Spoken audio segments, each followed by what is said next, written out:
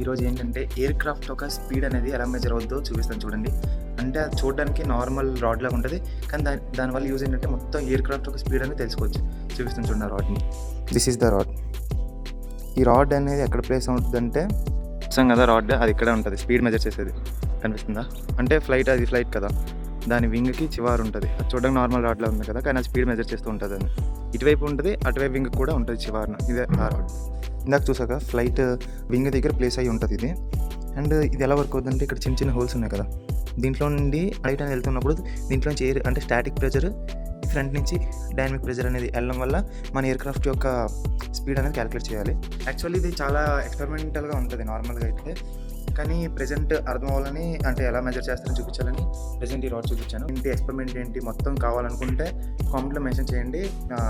నేను దానికి full video చేస్తాను. స్విగ్గా ఒక పిక్చర్తో ఎక్స్ప్లెయిన్ మరీ చేసి చూపిస్తాను. అండ్ ఎయిర్ క్రాఫ్ట్ వీడియోస్ అన్నీ నా ఛానల్లో ఉన్నాయి. నా ఛానల్కి చూడండి.